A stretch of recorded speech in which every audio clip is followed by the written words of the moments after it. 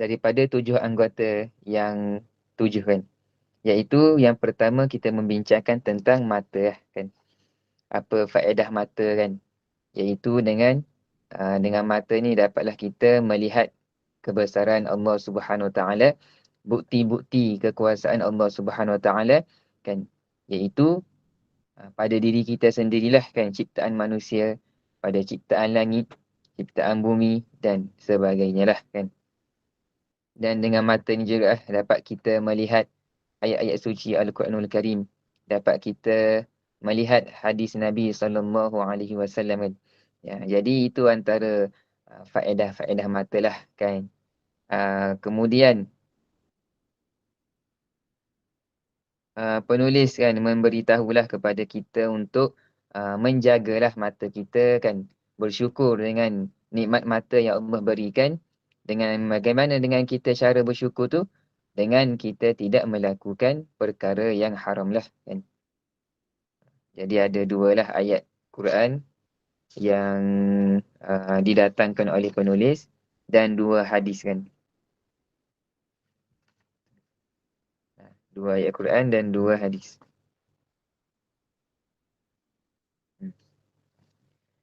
Jadi kepentingan mata untuk kita sama-sama menjaga kan. Sebab pada akhir bab 1 kan, bab mata tu penulis memberitahulah kan, mata ni seperti yang kita bincangkan, faedah dia melihat bukti-bukti kebesaran Allah Subhanahu Wa Taala kan, melihat indahnya langit kan, melihat keindahan ataupun keunikan penciptaan manusia kan. Dan itu di dunia lah kan. Dan di akhirat penulis memberitahulah kan, dengan mata ni lah juga kita akan melihat keindahan di syurga nanti kan. Melihat Nabi Muhammad SAW, melihat para-para sahabat kan, para-para ulama kan. Dan yang paling tinggi sekali adalah melihat kepada Allah Subhanahu Wa Taala kan. Jadi pentinglah mata ni untuk kita sama-sama jagalah kan. Takkanlah kita nak melihatkan kepada Nabi Muhammad SAW, melihat kepada Allah Subhanahu Wa Taala kan, dalam masa yang sama kita menggunakan mata ni melihat perkara yang haram kan. Auzubillah min zalik. Baik, jadi itu tentang mata lah kan yang kita bincang pada 2 minggu lepas. Jadi insya-Allah pada malam ini kita masuk kepada fasal yang kedua. Bahagian anggota yang kedua iaitu telinga kan. Muka surat 8 bagi yang ada kitab lah. Jadi insya-Allah berkata muallif penulis kitab ini Syekh Abdul Qadir bin Abdul Muttalib Al-Mandili kan. Ketahuilah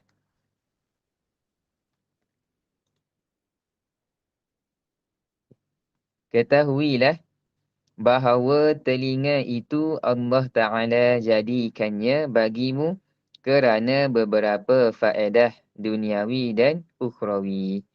Sama jugalah dengan mata, ada faedah dari segi dunia dan ada juga faedah yang dari segi akhirat.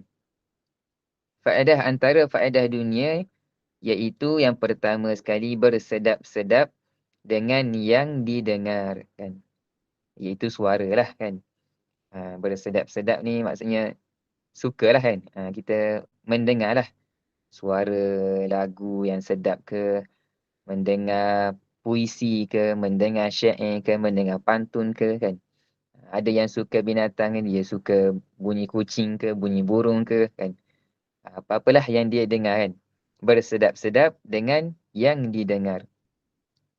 Yang kedua, membawa kepada memahami segala perkataan yang didengar kan.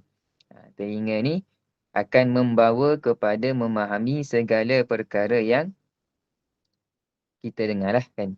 Apa yang kita dengar, contohnya kita dengar malam ni pengajian. Dengan kita mendengar dapat kita memahami lah kan. Dan apa-apalah yang kita belajar sains ke, matematik ke, sejarah ke kan. Jadi apa yang kita dengar membawa kepada memahamilah kan segala perkataan yang kita dengar kan. Jadi mata yang fasal 1 kan. Sekarang fasal 2, mata dan telinga ni sangat pentinglah kan. Anggota lain pun penting juga kan. Tapi mata dan telinga ni pentingnya adalah kerana dia menjadi syarat lah kan. Seseorang menjadi dikira sebagai mu'allaf kan. Mukallaf. Maksudnya disyariatkan syariat Islam ke atas seseorang tersebutlah kan. Sebab kalau tak ada dua-dua kan, tak ada mata dan tak ada telinga kan, tidak disyariatkanlah syariat Islam itu kepada seseorang yang tak ada, yang kita katakan buta lah kan, buta dan tuli kan. Tidak ada penglihatan dan tidak ada juga pendengaran kan. Sebab dua anggota yang Allah Subhanahu Wa Taala berikan kepada kita ni adalah wasilah ataupun jalan ataupun perantaraan kan untuk kita mendapat hidayah kan. Hidayah ni ada dua pula kan. Satu hidayah yang hanya Allah Subhanahu Taala yang boleh bagi kan. Iaitu hidayah Islam lah kan. Ada satu hidayah lagi dipanggil hidayah ilmu kan. Hidayah ilmu ni sesiapa boleh bagilah kan. Siapa yang menyampaikan ilmu tu dia telah memberikan hidayah ilmu lah kan. Jadi dua anggota ni, mata dan telinga, adalah cara ataupun perantaraan lah untuk kita mendapatkan sesuatu ilmu kan. Kalau tak ada dua anggota ni, tak dapat lah kan. Sebab apa? Sebab contohlah macam kita sekarang kan. Kita nak belajar tentang penawar bagi hati kan. Tapi kita tak dapat mendengar kan. Tak dapat mendengar apa yang dikatakan, apa yang diajarkan. Jadi ilmu tu tak sampailah kan. Tapi kalau boleh melihat, okey lagi kan, boleh melihat kitab lah.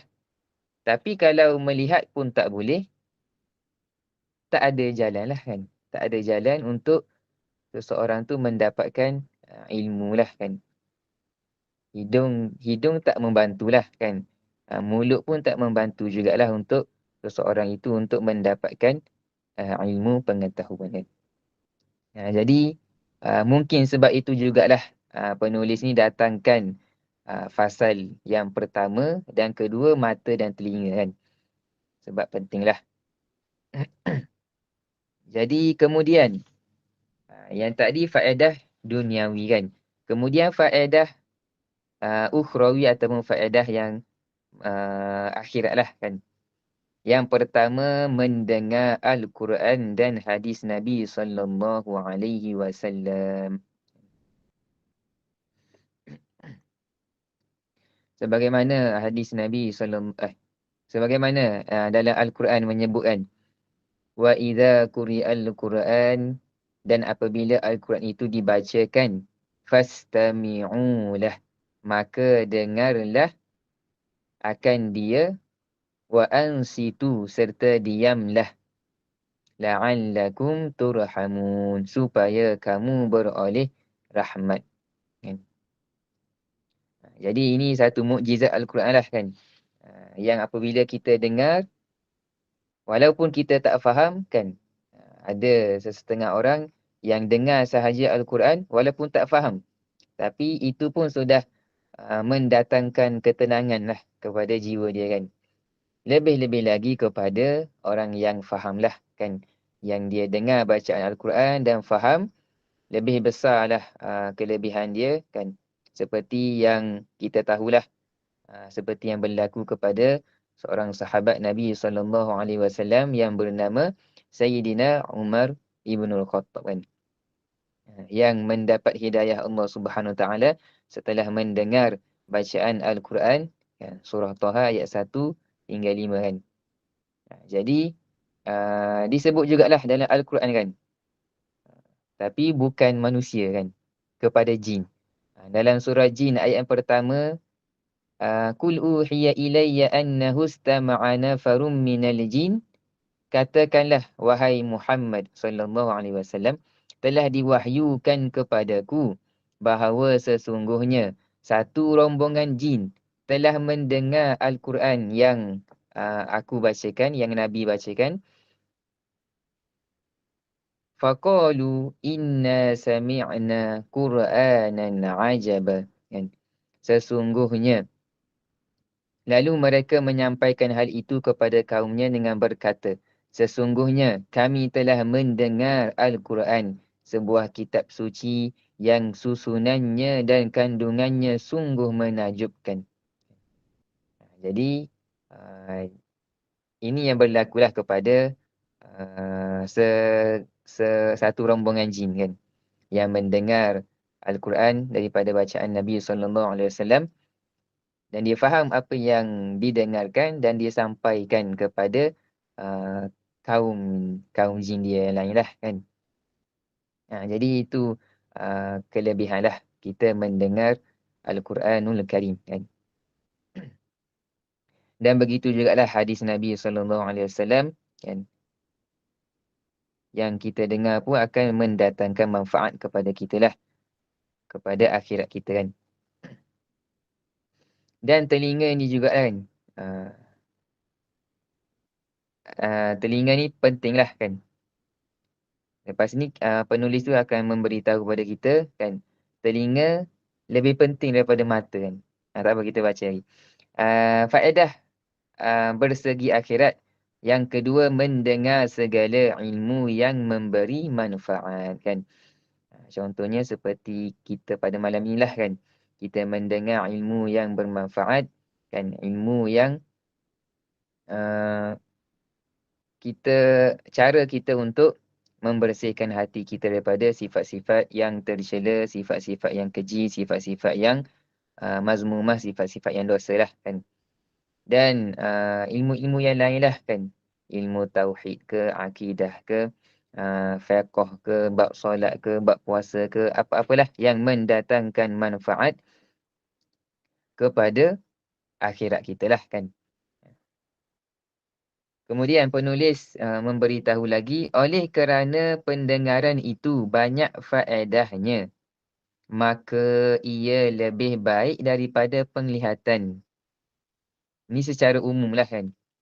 Kerana kebanyakan faedah penglihatan itu bersifat keduniaan dan kebanyakan faedah pendengaran itu bersifat keakhiratan. Dan kerana itulah engkau dapati yang buta lebih sempurna daripada yang tuli kan. Jadi ini penulis memberitahu kita secara umum lah kan, yang pendengaran lebih baik daripada penglihatan kan. Sebab apa? Sebab kalau kita tengok kan, kalau dalam Al-Quran pun, kalau sebut kan, pendengaran dan penglihatan akan didahului oleh pendengaran kan. Contohnya dalam surah As-Sajadah, ayat yang ke-9. Thumma sawwahu wa nafakha fihi min ruhi wa ja'ala lakumus sam'a wal absar wal af'idah qalilan ma tashkurun. Kemudian ia menyempurnakan kejadiannya serta meniupkan padanya roh ciptaannya. Dan ia Allah mengurniakan kepada kamu as-sam'a, pendengaran, wal absar, dan penglihatan, wal afidah, serta hati, akal, fikiran. Qalilan ma tashkurun.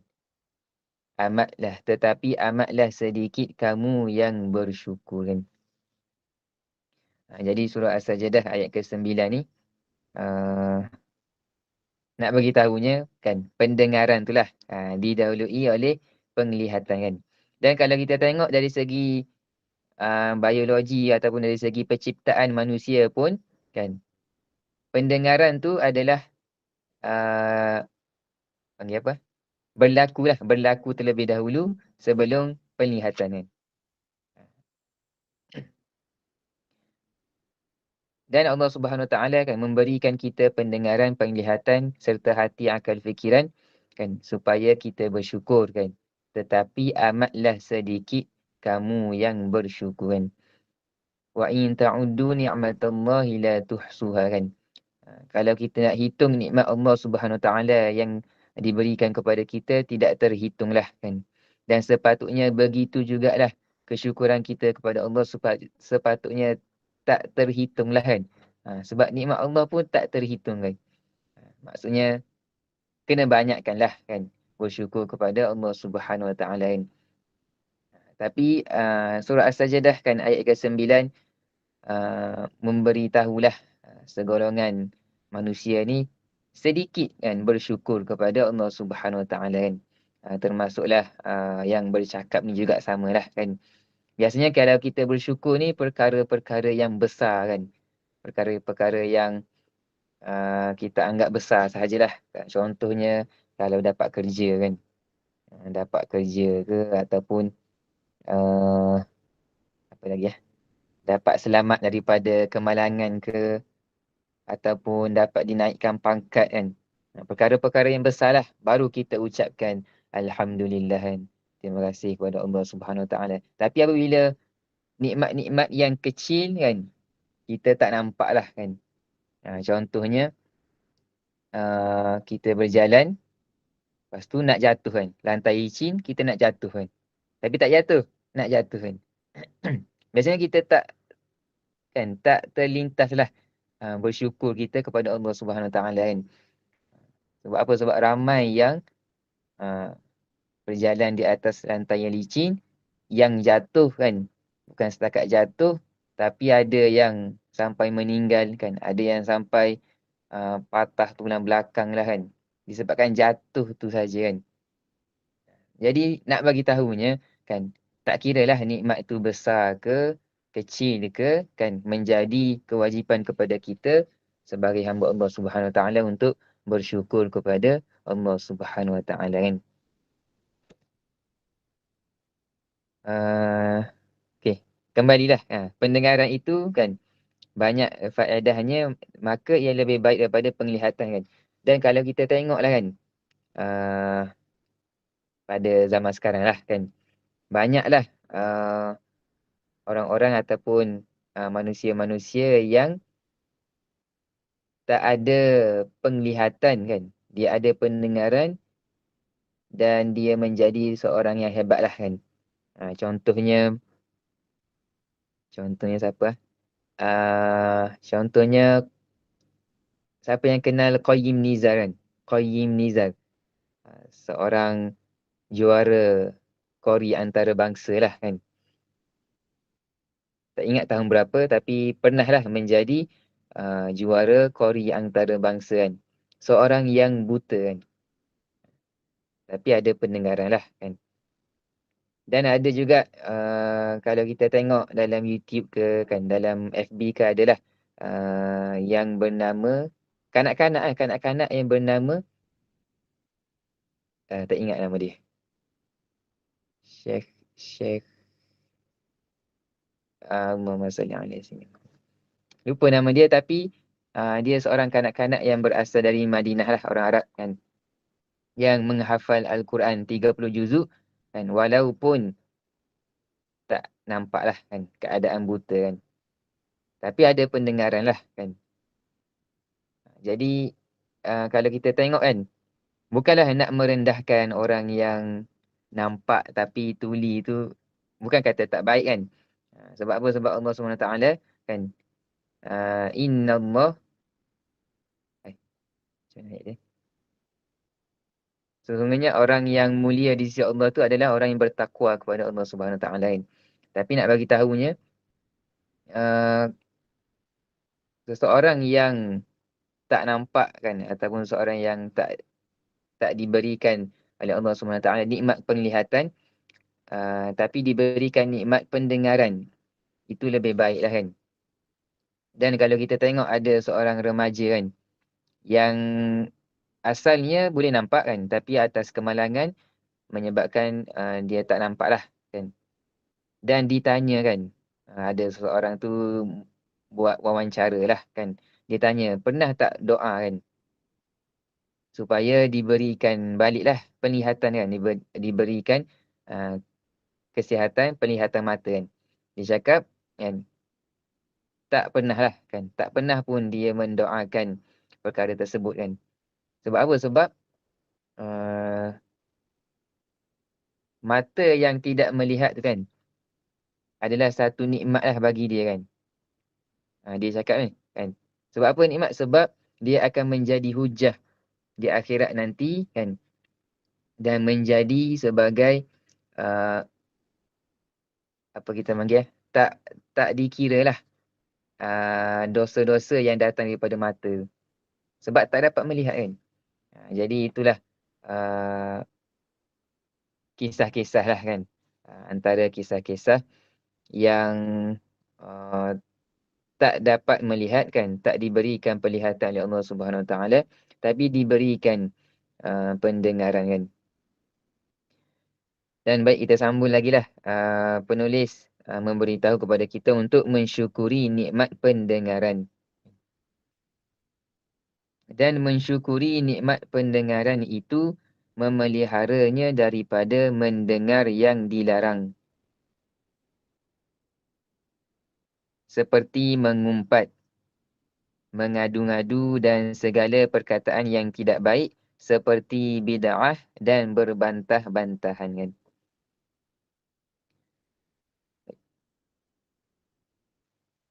Baik, sebelum kita pergi kepada mengumpat tu kan, ada satu ayat Al-Quran lah kan yang nak dikongsikan. Satu ayat Al-Quran yang sangat menakutkan, yang sangat menggerunkan lah kalau kita betul-betul fahamlah apa yang kita baca kan. Iaitu dalam surah Al-A'raf ayat yang ke-179. Kan? A'udzu billahi minasyaitonir rajim wa laqad zara'na li jahannama katsiran minal jinni wal ins. Dan sesungguhnya kami jadikan untuk neraka Jahannam banyak dari jin dan manusia kan. Jadi Allah datangkan kan. Permulaan ayat tu pun dah mengerikanlah kepada kita kan. Ha, kami jadikan neraka Jahannam itu banyak daripada jin dan manusia kan. Biasa kalau kita bercakap lah kan. Dalam kehidupan kita lah. Biasanya kita akan sebut sebab dulu baru asbab kan.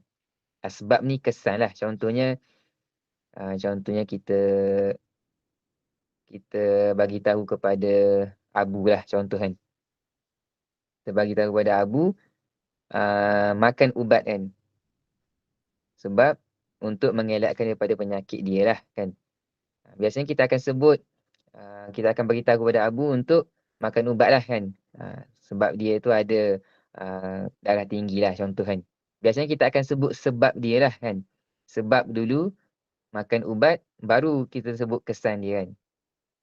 Kesan dia adalah darah tinggi tadilah kan. Tapi Allah Subhanahu Wa Taala pada ayat yang ke-179 ni kan, Allah sebut asbab dulu, kesan dulu kan. Kesan apa? Kesan manusia ni, banyak manusia yang masuk ke dalam neraka kan. Jadi satu perkara yang mengerikan lah kan. Kalau kita sebut kan, kita sebut kepada Abu tadi kan, makanlah ubat kan. Kau tu ada darah tinggi kan, contohlah.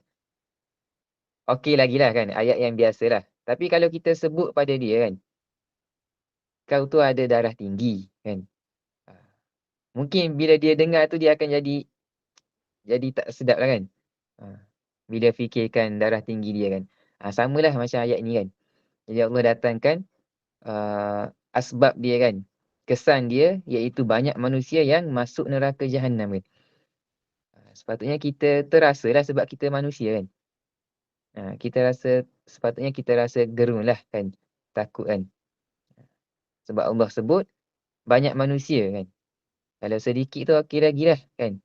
Mungkin kita tak termasuk. Tapi banyak kan. Banyak dari jin dan manusia yang masuk neraka Jahannam. Sebab apa masuk tu? Sebab lahum qulubun, yang mempunyai hati tetapi la yafqahuna biha, tidak mahu memahami dengannya. Kan? tidak mahu memahami dengannya ayat-ayat Allah Subhanahu Wa Taala kan. Tidak mahu mentadabbur kan, menghayati, memahami ayat-ayat Allah Subhanahu Wa Taala kan. Kemudian Allah sambung lagi kan, walahum a'yun, dan yang mempunyai mata tetapi la yubsiruna biha, tidak mahu melihat dengannya bukti keesaan, bukti kekuasaan Allah Subhanahu Wa Taala kan. Tidak menggunakan mata untuk melihat keindahan, keunikan manusia, melihat keindahan langit, melihat keindahan bintang, bumi, matahari, bulan kan. Kemudian walahum a'yun, dan yang mempunyai telinga tetapi la yasma'una biha, tetapi tidak mahu mendengar dengannya. Mendengar apa? Ajaran, pengajaran, pelajaran dan nasihat. Jadi manusia yang tidak menggunakan hatinya untuk memahami ayat-ayat Allah Subhanahu Wa Taala, tidak menggunakan mata yang diberikan oleh Allah Subhanahu Wa Taala untuk melihat bukti-bukti kekuasaan Allah, bukti-bukti keesaan Allah, dan tidak menggunakan telinga untuk mendengar pelajaran yang memberikan manfaat kan, dan nasihatlah kan. Dan mereka inilah yang Allah sebutkan akan masuk ke dalam neraka kan. Dan tak habis kat situ ayat dia kan. Allah sambung lagi. Mereka itu yang tak adilah kan, yang ada hati tapi tak memahami, yang ada mata tapi tak melihat keesaan Allah, ada telinga tak mendengar ilmu-ilmu agama, tak mendengar nasihat. Mereka itu seperti binatang ternak, bahkan mereka lebih sesat lagi.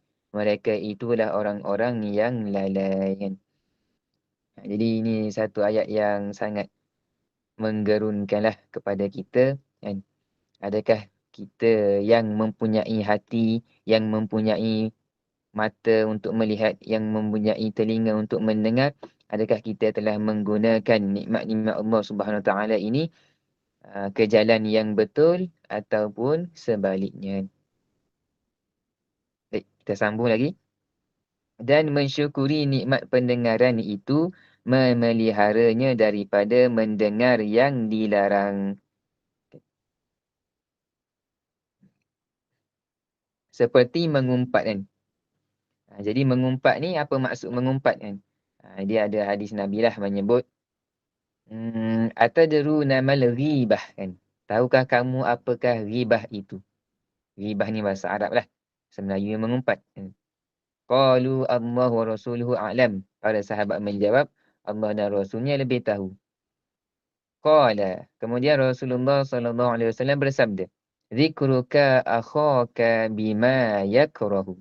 Engkau menyebut tentang hal saudara kamu yang ia tidak sukai. Qila, kemudian baginda ditanya lagi kan. Afara'aita in kana fi akhi ma aqul? Bagaimana pendapatmu jika apa yang ada pada saudaraku sesuai dengan yang aku bicarakan? Maksudnya kita cakap tentang seseorang tu yang betul lah, yang ada pada diri dia kan.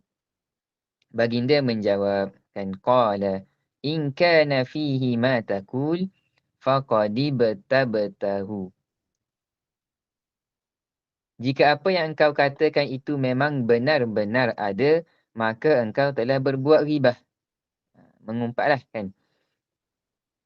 Wa illam yakun fihi faqad bahattahu. Namun jika tidak benar kan, kita cakap tentang seorang tu yang tak adalah pada diri dia kan, maka engkau telah berbuat fitnah kan. Jadi ini hadislah tentang maksud ghibah ataupun maksud mengumpat kan. Jadi mengumpat ni dilaranglah oleh Allah Subhanahu Wa Taala kan, dengan larangan yang sangat mengerikan kita lah kan. Dalam surah Al-Hujurat kan ayat yang ke-12, ya ayyuhallazina amanu ijtanibu katsiran minadh-dhanni. Wahai orang-orang yang beriman, jauhilah kebanyakan dari sangkaan, supaya kamu tidak menyangka sangkaan yang dilarang. Kathiran minadh-dhanni inna ba'dadh-dhanni itsm. Kerana sesungguhnya sebahagian dari sangkaan itu adalah dosa. Wala tajassasu, dan janganlah kamu mengintip. Wala yaghtab ba'dukum ba'dha, atau mencari-cari kesalahan dan keaiban orang.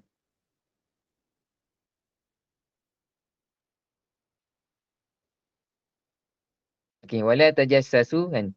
Dan janganlah kamu mengintip atau mencari-cari kesalahan dan keaiban orang. Wala yaghtab ba'dukum ba'dha, dan janganlah setengah kamu mengumpat setengahnya yang lain. Jadi ni larangan oleh Allah Subhanahu Wa Taala kan. Dan apa kesan kan? Allah bagi tahu kan.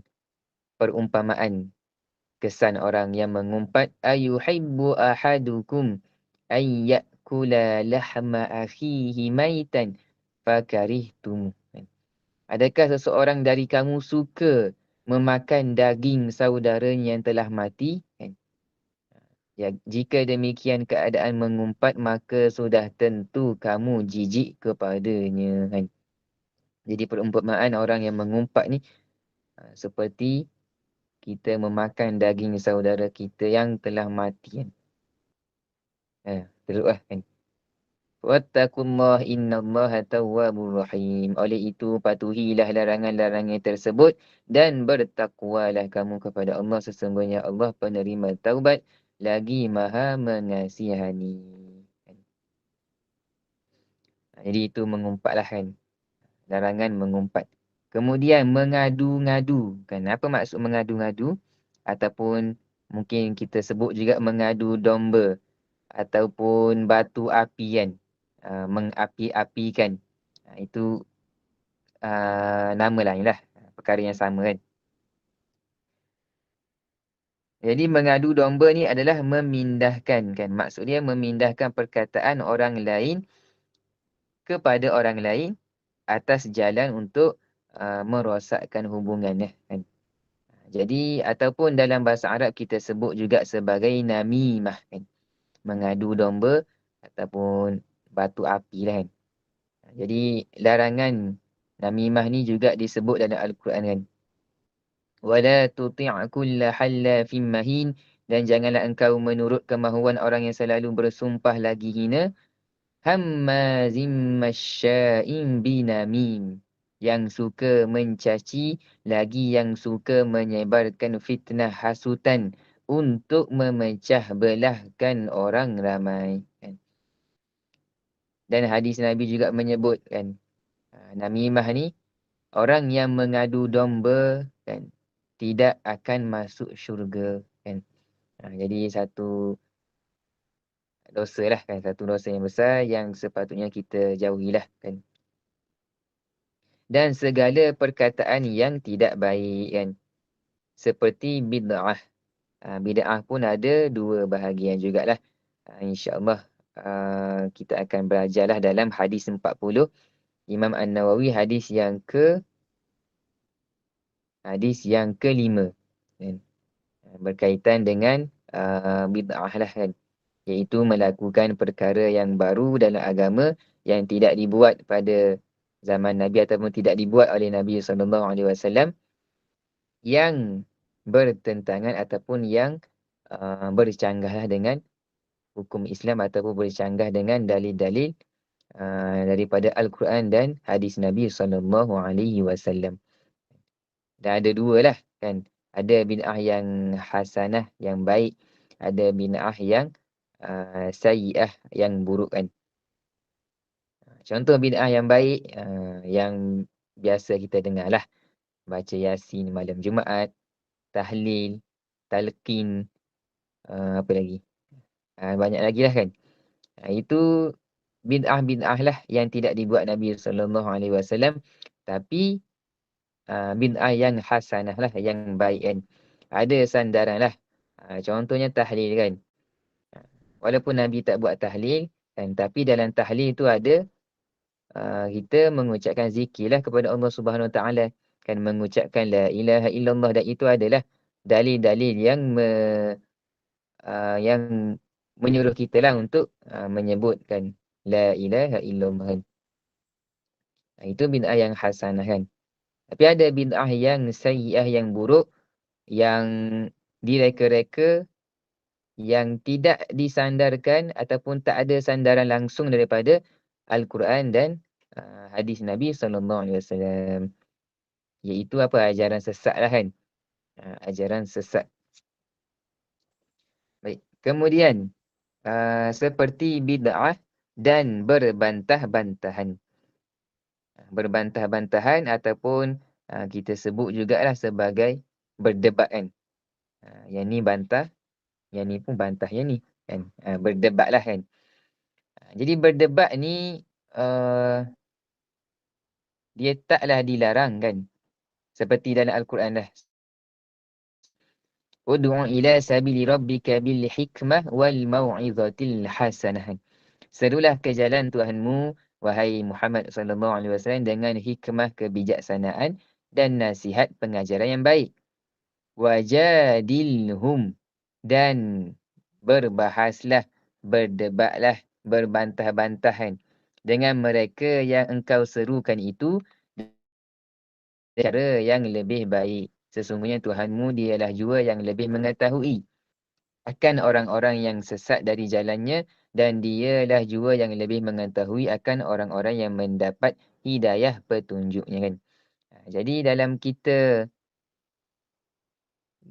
nak menegakkan Islam ataupun untuk membela lah kan Islam daripada orang-orang bukan Islam kan, memang kita kena berdebat lah kan, tapi dengan cara yang baik kan, dengan cara yang betul lah kan. Dan kalau kita tengok kan, mengumpat, mengadu domba, bid'ah ataupun berbantah-bantahan ni secara umumnya adalah perkara yang buruk lah kan. Tapi ada, di sebalik tu ada jugalah perkara yang baik kan. Termasuk juga mengumpat kan. Mengumpat ni umumnya tak baik kan. Tapi ada pengecualian, kes-kes yang tertentu kita boleh mengumpat kan. Antaranya kita nak menceritakan ataupun membuat aduan kan kepada hakim tentang seseorang lah kan. Jadi kita mengumpat lah kan. Tapi mengumpat kepada hakim lah. Tapi bukanlah kita mengumpat sebagai kita nak menjatuhkan dia ke apa kan. Tapi sebagai pembelaan. Ada tujuan-tujuan lah kan. Yang dibenarkan untuk kita mengumpat kan. Adalah sesetengah kes yang dibenarkan. Kemudian, sama jugalah berbantah-bantahan kan. Kalau kita berbantah-bantahan ataupun berdebat tentang perkara yang tidak didasarkan dengan Islam lah kan. Itu perkara yang buruk lah, yang sepatutnya kita jauhi kan. Tapi ada kalau contohnya orang bukan Islam yang datang kepada kita kan, menceritakan tentang Islam tapi salah kan. Jadi wajiblah kepada kita untuk membetulkan kan. Itu kita berbahas lah kan. Kita berdebat dengan cara yang baik. Kemudian, mendengar suara perempuan dan muda remaja.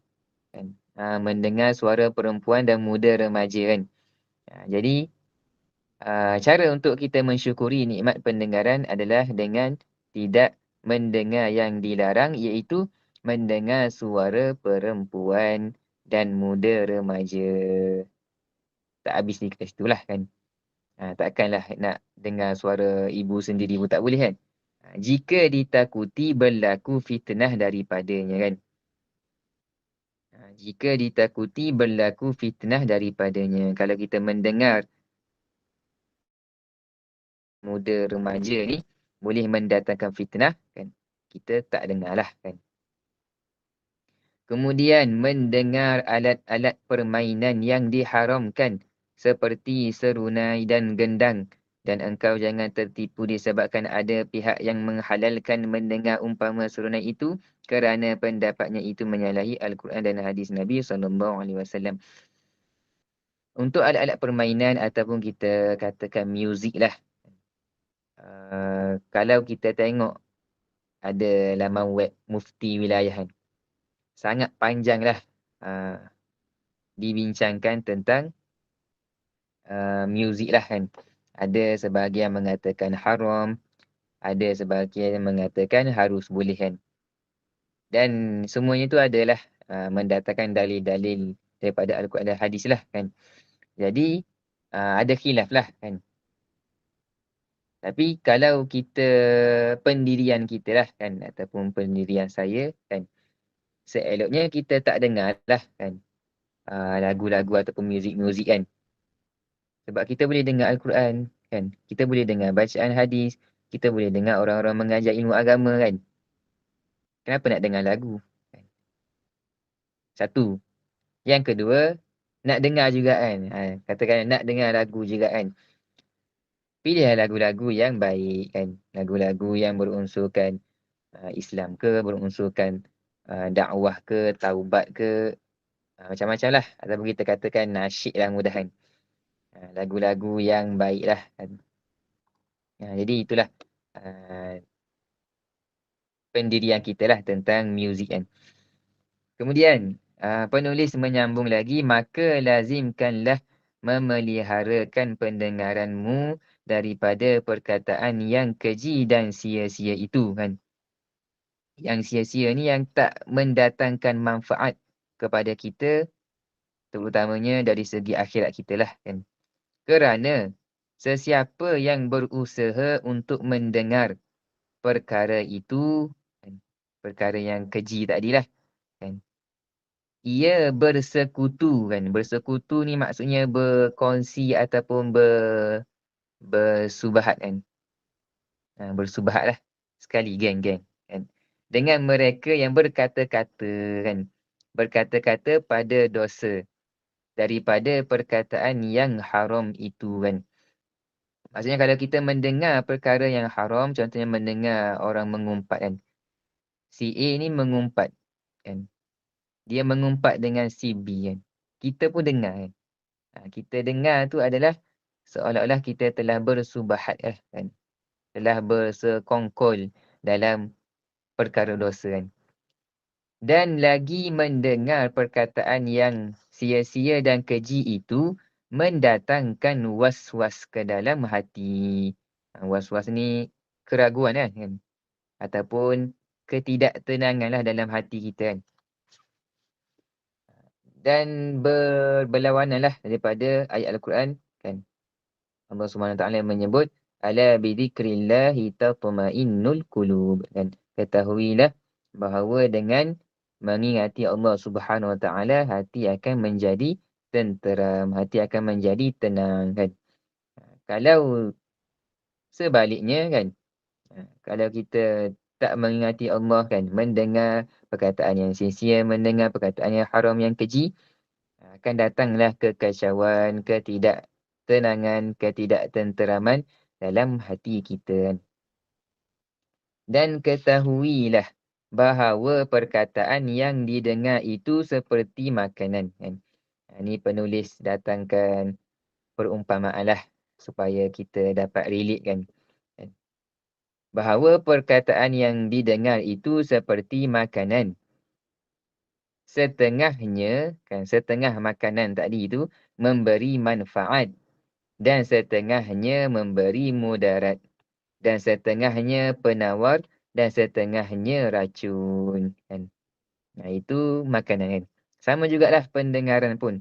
Ada setengah kita mendengar memberi manfaat kepada kita kan. Mendengar perkara yang baik. Ada setengahnya memberi mudarat kepada kita kalau kita mendengar perkara yang sia-sia, perkara yang keji kan. Bahkan berkekalan perkataan itu kan lebih lama di dalam hati berbanding daripada berkekalan makanan di dalam perut kan. Jadi perkataan kan, contohnya perkataan yang menghina kita ataupun mengkeji kita ataupun perkataan yang buruk lah ditujukan kepada kita kan. Mungkin itu lebih lama kan memberi kesan dalam hati kita lebih lama daripada makanan yang berada dalam perut kita kan. Sebab apa? Sebab makanan ni dia akan hilang dari perut kan. Kerana makanan itu hilang dari dalam perut besar dengan tidur kan. Contohlah, dengan tidur dan umpamanya kan. Ataupun dengan kita bekerja ke, kan, guna tenaga, hilanglah makanan kan.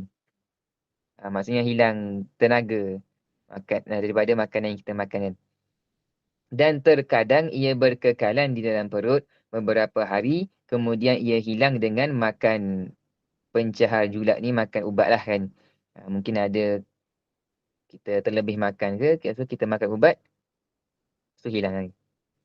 Ada pun perkataan yang jatuh ke dalam hati, terkadang ia berkekalan di dalam hati seumur hidup kan. Jadi perkataan yang kita dengar tu kan, memberi kesan lah kan ke dalam hati kita kan. Lebih lagi perkataan yang buruk lah, perkataan yang menghina kita ataupun perkataan yang buruk lah kepada diri kita kan, mungkin akan kita ingat lah kan, memberi kesan dalam hati kita tu seumur hidup kita kan. Ini bahayalah kan kita mendengar perkataan-perkataan yang jahat, perkataan-perkataan yang buruk kan. Jika ia perkataan yang jahat, maka ia sentiasa memfitnah dan mendatangkan was-was, kekacauan tadilah, ketidaktentraman hati kan. Bahkan terkadang ia menyebabkan kebinasaan yang besar kan. Jadi ada satu kisah lah yang kita pernah dengar lah, iaitu kisah Sayyidatina Aisyah radhiyallahu anha yang difitnah kan. Dan fitnah tu bukan fitnah yang kecil lah, fitnah zina kan, dengan sahabat Nabi yang bernama Safwan kalau tak silap. Adalah kan. Maksudnya Sayyidatina Aisyah ni difitnah lah kan. Difitnah dengan fitnah zina kan. Jadi fitnah yang besar lah kan. Sehingga kan ada sahabat kan, sebilangan kecil sahabat yang percayalah tentang fitnah tersebut kan. Dan dengan fitnah ni jugalah sebulan wahyu tak turun kan. Lepas tu keadaan Nabi SAW dengan isteri baginda tu, Sayyidatina Aisyah ni uh, agak renggang lah kan, disebabkan fitnah tersebut kan. Jadi besarlah kan, fitnah tu besar kan. Mendengar fitnah tu pun memberikan kebinasaan lah yang besar kan. Maka orang yang berakal hendaklah bersungguh-sungguh pada memeliharakan pendengarannya dan segala anggotanya kan. Dan sebaliknya lah kan, kalau tak memelihara pendengaran, tak memelihara segala anggota daripada perkara yang haram, maka orang tu tak berakal lah kan. Sebab apa? Sebab sebelum ditanya daripadanya pada hari kiamat kan. Sebab anggota yang diberikan ataupun nikmat yang diberikan oleh Allah Subhanahu Wa Taala akan ditanyalah di hari akhirat nanti kan. Contohnya dalam surah Al-Isra ayat yang ke-36. Innas sam'a wal basara wal fuad kullu ulaika kana anhu mas'ula. Sesungguhnya pendengaran dan penglihatan serta hati, semua anggota itu tetap akan ditanya tentang apa yang dilakukannya. Kan? Jadi itulah penutup kepada majlis kita pada malam ini kan. Setiap apa nikmat Allah Subhanahu Wa Taala, terutamanya pendengaran kita, penglihatan kita serta hati kita ni kan akan ditanya oleh Allah Subhanahu Wa Taala di akhirat nanti kan. Tentang apa yang kita gunalah kan. Kita guna nikmat telinga ini kan, nikmat pendengaran ini ke arah yang mana kan? Adakah ke arah yang diredai oleh Allah Subhanahu Wa Taala ataupun yang dimurkai oleh Allah Subhanahu Wa Taala kan? Jadi moga-moga kita menggunakanlah nikmat pendengaran dan nikmat-nikmat yang lain lah kan. Menggunakan nikmat dengan betul lah kan. Dengan mendekatkan diri kita kepada Allah Subhanahu Wa Taala kan. Jadi insya-Allah sekadar itu sahaja perkongsian pada malam ini. Kita tutup majlis kita pada malam ini dengan tasbih kafarah dan suratul Subhanakallahumma wa bihamdika asyhadu an la ilaha illa anta astaghfiruka wa atubu ilaik. Subhanakallahumma wa bihamdika asyhadu an la ilaha illa anta astaghfiruka wa atubu ilaik. Bismillahirrahmanirrahim. Wal 'ashr innal insana lafi khusr illa alladhina amanu wa 'amilus solihat wa tawasaw bil haqqi wa tawasaw bis sabr. A'udzu billahi minasy syaithanir rajim. Bismillahirrahmanirrahim. Alhamdulillahi rabbil alamin. Wassalatu wassalamu ala asyrafil anbiya'i wal mursalin wa ala alihi wa sahbihi ajma'in. اللهم فقهنا في الدين وعلمنا التأويل وعلمنا الحكمة. اللهم علمنا ما ينفعنا وانفعنا بما علمتنا. Ya Allah, ya Tuhanku, ampunilah dosaku, ampunilah dosa-dosa ibu bapaku, guru-guru, rakan-rakan, dosa-dosa ahli-ahli keluarga, adik-beradik, saudara mara dan semua muslimin dan muslimat. Ampuni dosa kami semua, ya Allah. Ya Allah, berkatilah majlis kami pada malam ini dan berikanlah ganjaran yang sentimpal kepada kami dan berilah kefahaman kepada kami untuk memahami apa yang kami belajar pada malam ini dan berilah kekuatan kepada kami untuk mengamalkan apa yang kami telah belajar pada malam ini. ربنا آتنا في الدنيا حسنة وفي الآخرة حسنة وقنا عذاب النار وصلى الله على سيدنا محمد وعلى آله وصحبه وبارك وسلم والحمد لله رب العالمين. الحمد لله. Alhamdulillah, terima kasih Ustaz. Terima kasih Ustaz. Terima kasih Ustaz. Terima kasih Ustaz. Terima kasih Ustaz. Terima kasih Ustaz. Ustaz. Assalamualaikum. Waalaikumsalam warahmatullahi wabarakatuh.